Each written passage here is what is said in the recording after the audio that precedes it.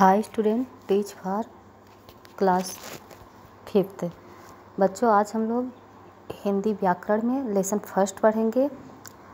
ये आपकी बुक है हरियाली व्याकरण।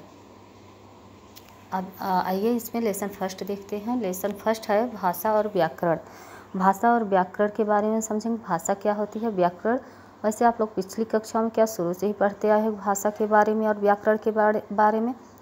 भाषा किसे कहते हैं, तो भाषा वह छोटी ध्वनि भाषा उसे कहते हैं जो हम जिसके द्वारा हम अपने मन के विचारों को दूसरे के सामने प्रकट करते हैं, वही हमारी भाषा है। देखो,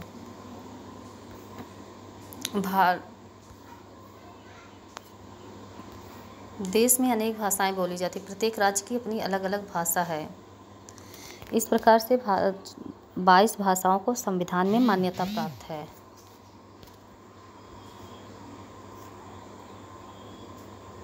बाईस भाषाओं को संविधान में मान्यता प्राप्त है। देखो, भाषा जो है संस्कृत भाषा की भाष धातु से लिया गया है, जिसका अर्थ होता है बोलना। कहने का मतलब है कि जिस साधन या माध्यम के द्वारा हम अपने मन की बातों को या अपने मन के भाव या विचारों को किसी दूसरे के सामने व्यक्त करते हैं, वही भाषा है। देखो, भारत की प्राचीन भाषा संस्कृत थी। हमारी राजभाषा हिंदी इसी से निकली है, इसीलिए संस्कृत को हिंदी की जननी कहा जाता है। भाषा के रूप। जब बालक छोटा होता है तो अपने माता पिता और आसपास रहने वाले लोगों से बातें सुनकर सीखता है। तो भाषा के रूप में भाषा के प्रकार। भाषा कितनी प्रकार की होती हैं? भाषा 2 प्रकार की होती है, मौखिक भाषा और लिखित भाषा। मौखिक भाषा क्या है? जब हम अपने भाव या विचार मुख से बोलकर प्रकट करते हैं तो भाषा का वह रूप मौखिक रूप होता है। इसे ही मौखिक भाषा कहते हैं। बातचीत, वाद विवाद, भाषण, कोई घटना, कहानी सुनाने में भाषा के इसी रूप का प्रयोग होता है। जैसे हम कहानी वगैरह सुनते हैं तो हम मौखिक भाषा का ही प्रयोग करते हैं। अगर हम किसी से बातचीत करते हैं तो वहाँ पे हम मौखिक भाषा का ही प्रयोग करते हैं, उसे ही मौखिक भाषा कहा जाता है। दूसरा नंबर हमारा आता है लिखित भाषा। लिखित भाषा वह जिसे हम लिख कर पढ़ते हैं, जो हम कॉपी में, बुक में, हर जगह लिखी रहती है, वह मौखिक भाषा है। देखो, अपने भाव या विचारों को लिखकर प्रकट करने में भाषा का जो रूप दिखाई पड़ता है उसे लिखित भाषा कहते हैं। जैसे पत्र, लेख, पुस्तक, समाचार पत्र आदि। भाषा का लिखित रूप अस्थायी होता है। विश्व का अधिकांश कार्य लिखित भाषा में होता है।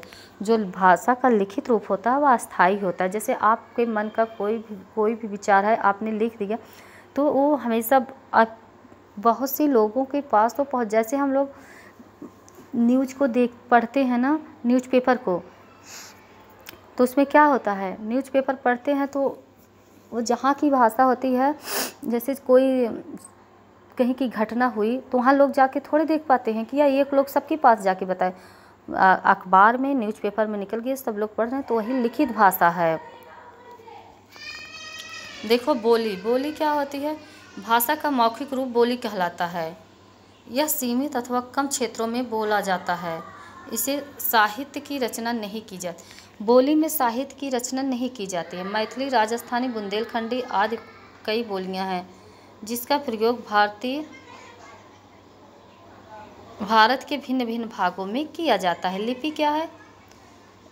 भाषा बोलते समय जो शब्द हमारे मुख से निकलते हैं उनकी ध्वनियों को लिखने के लिए कुछ चिन्हों का प्रयोग किया जाता है।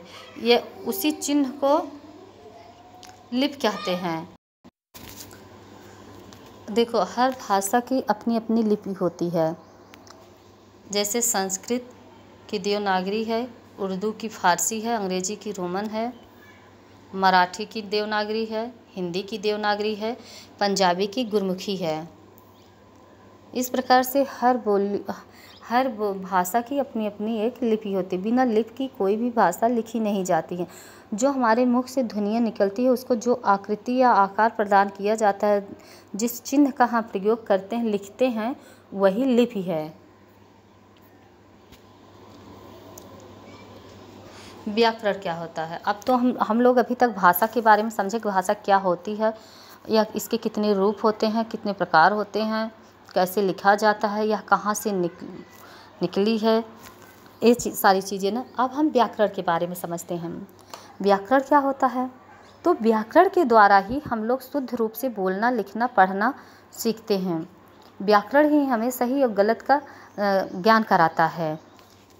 देखो, व्याकरण वह शास्त्र है जो हमें भाषा को शुद्ध रूप से लिखना, पढ़ना और बोलना सिखाता है। बोलते, लिखते अथवा पढ़ते समय हम जिस भाषा का प्रयोग करते हैं वह शुद्ध है या नहीं, इसका ज्ञान हमें व्याकरण से होता है।